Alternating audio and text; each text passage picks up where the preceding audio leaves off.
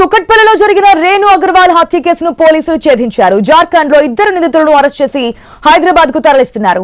జార్ఖండ్ కు చెందిన రోషన్ తో పాటు మరొక వ్యక్తి హత్య చేసినట్లు ప్రాథమికంగా గుర్తించారు.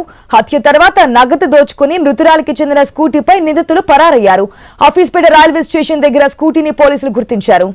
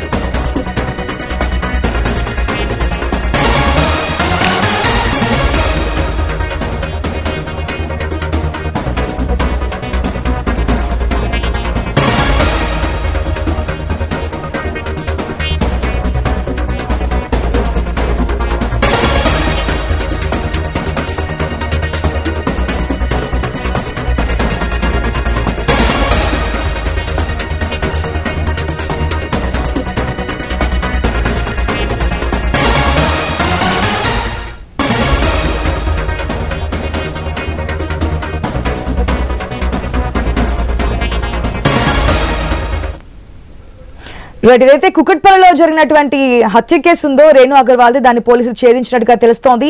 జార్ఖండ్ లో ఇద్దరు నిందితుల్ని అరెస్ట్ చేశారు. ఏదైతే సీసీ ఫుటేజ్ టెక్నికల్ ఎవిడెన్స్ ఆధారంగా ఇద్దరిని అరెస్ట్ చేసినట్టు తెలుస్తుంది. పూర్తి అప్డేట్స్ మా ప్రతినిధి ప్రవీణ్ ద్వారా తెలుసుకుందాం. ప్రవీణ్, కుక్కట్పల్లి మర్డర్ కేసు ఏదైతే రేణు అగర్వాల్ హత్య కేసుని పోలీసులు ఛేదించినట్టుగా తెలుస్తోంది, డీటెయిల్స్ ఏంటి? అయితే మనం చూసుకుంటే కుక్కట్పల్లి 2 రోజుల క్రితం జరిగినటువంటి కుక్కట్పల్లి హత్య కేసు ఏదైతే ఉందో దాన్ని పోలీసులు ఛేదించినట్టుగా కూడా తెలుస్తుంది. కుక్కట్పల్లి రేణు అగర్వాల్ హత్య కేసుని పోలీసులు ఛేదించారు. దానికి సంబంధించినటువంటి 3 నిందితులను కూడా పోలీసులు అయితే అదుపులోకి తీసుకున్నారు.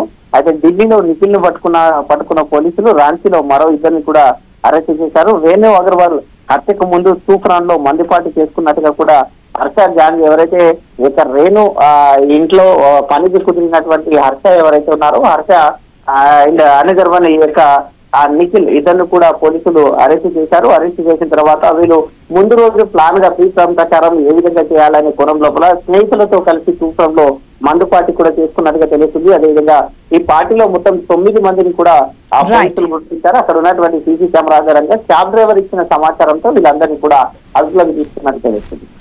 Right Praveen, thanks for the update.